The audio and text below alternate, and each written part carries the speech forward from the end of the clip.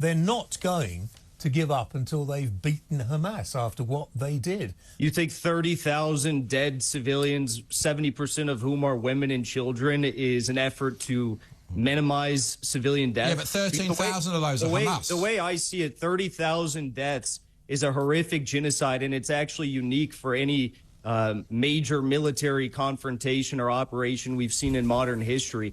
What Israel's doing right now to the people of Gaza makes the Russian military look like a bunch of saints in Ukraine. It's disgusting what they're doing, and yes, it is a genocide. It is not a genocide. If it were a genocide, this would have been over months ago. And I think calling it a genocide and supporting the terrorists as you do is, and people like you, not just you, people like you, is keeping this conflict going. Why do you want to keep it going?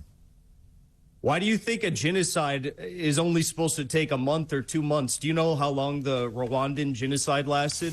But the population's increased, I think, threefold. It's not. They're not very good at it, are they, Israel, for one of the most advanced army nuclear powers in the world? Well, let's be real about this. The reason why the population in Gaza has increased so much over the past several years is because of the fact that so many refugees have had to flee into Gaza as more and more of their land is stolen by the Zionists. In addition to that, I mean, if you think an increasing population means that there's nothing going wrong, look at apartheid South Africa. The population increased there. Why don't you say to your friends in Hamas, put your weapons down and surrender? Release the hostages. Because you started it.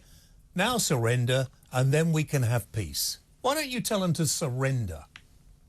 Well, I don't think they should surrender. I think that they're fighting for their lands.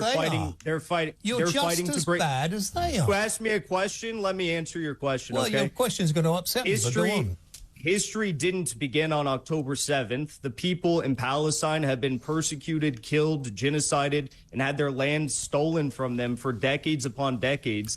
And now the moment that they stick their neck out and fight to get what is truly theirs back and to bring it into this occupation, really seriously you're saying coming on that they my need to show? put down their Just arms? a minute, Jackson. That's insane. Why do you think that they're so keen to support Israel in the Middle East?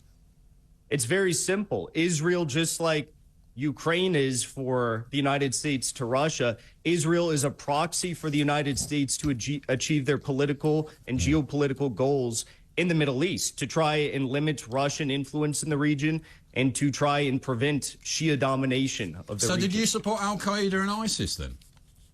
Of course not. The CIA did. Israel supported ISIS in Syria. They provided them with air superiority. They gave medical treatment and aid to ISIS fighters and Al-Qaeda fighters when they were fighting in Syria. And we all know that the one time ISIS accidentally launched a missile at Israel, they had to actually apologize to Israel. It's the only time ISIS has ever apologized.